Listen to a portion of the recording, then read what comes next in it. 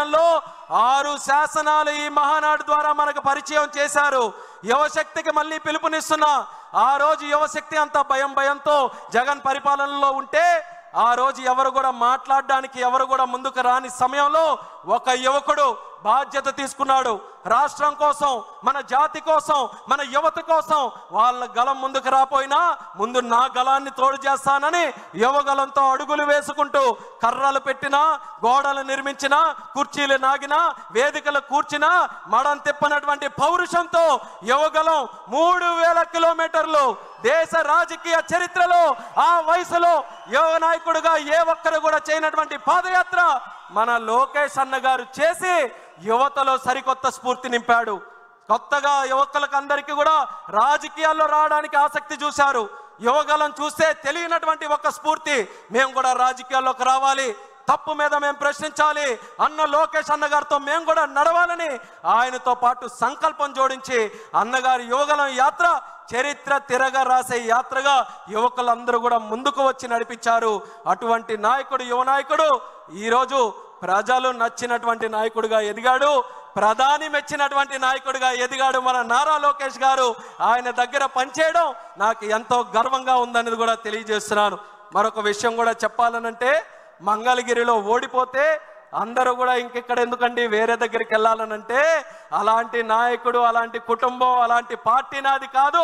ఎక్కడ ఓడిపోయానో అక్కడే వడ్డీతో సహా ఓట్లేయించి గెలిపిస్తానని 91,413 ఓట్లతో అజారిటీ సాధించి గెలిచినటువంటి యువ నాయకుడు మన లోకేష్ అన్న గారని ఈ సందర్భంగా తెలియజేస్తూ, ఆయన యువగలంతో ఏ స్ఫూర్తినైతే అందించాడో పార్టీకి కానీ, ఆ స్ఫూర్తితో మన చంద్రబాబు నాయుడు గారు కూడా ఈ ఎంతోమంది 60 మందికి పైగా యువకుల్ని ఈరోజు ఎమ్మెల్యేలుగా తయారు చేశారు. ఎంతో కాలం నుంచి చూస్తున్న యువకులు ఎప్పుడు వస్తారని లోకేష్ అన్న గారి తాలూకు అడుగులతో పార్టీలో కూడా ఈరోజు యువత పెద్ద ఎత్తున, దేశంలో పార్లమెంటులో తెలుగుదేశం పార్టీ 16 మంది ఎంపీలు, అన్నిటికంటే చిన్న వయసులో ఉన్నటువంటి party, youngest party in parliament మన తెలుగుదేశం పార్టీ అని కూడా తెలియజేస్తున్నాను. పెద్ద పెద్ద పార్టీలు ఆలోచిస్తున్నాయి యువతను ఎలా తీసుకొని రావాలని, వాళ్ళకి ఆదర్శంగా తెలుగుదేశం పార్టీ ఈరోజు తీసుకొని వచ్చింది. అలాగే youngest cabinet minister in India కూడా మన తెలుగుదేశం పార్టీయే. ఆ ఘనత చంద్రబాబు నాయుడు గారి ఆశీర్వాదంతో ఈరోజు చిన్న వయసులో ఉన్నటువంటి నాకు వచ్చినందుకు ఆయనకి హృదయపూర్వకమైనటువంటి ధన్యవాదాలు తెలియజేస్తున్నాను. 12 సంవత్సరాల క్రితం 2013లో హైదరాబాద్లో మహానాడు జరిగితే తెలిసి తెలియని వయసులో ఇదే వేదిక మీద మాట్లాడి చంద్రబాబు నాయుడు గారి తాలూకు ఆశీస్సులు పొందితే 12 సంవత్సరాల తర్వాత ఒక యువకుడిగా కేంద్ర మంత్రి చేశాడనంటే ఆ ఆలోచన చంద్రబాబు నాయుడు గారిది అనేది మళ్ళీ తెలియజేసుకుంటూ, ఇది కేవలం మంత్రుల వరకు, ఎమ్మెల్యేల వరకు మిగిలిపోకూడదు. కార్యకర్తల స్థాయి నుంచి, ప్రజల స్థాయి నుంచి యువత ముందుకు రావాలి. అందుకనే అన్న ఇచ్చినటువంటి 6 శాసనాలు ఏవైతే ఉన్నాయో ఈ రాజకీయ తీర్మానంగా ప్రస్తావిస్తున్నాం మీ అందరికీ కూడా. ఆ 6 తీర్మానాలు మనకు 6 ఆయుధాలు. ఆ 6 ఆయుధాలు మనకి దిక్సూచి.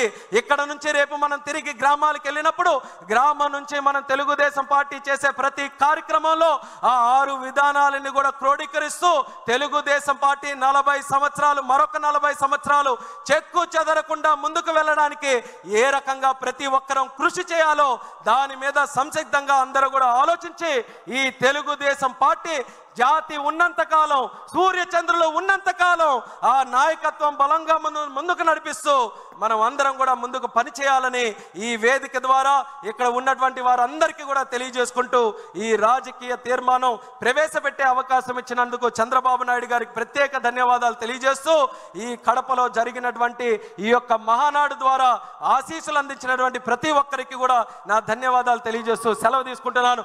జై తెలుగుదేశం.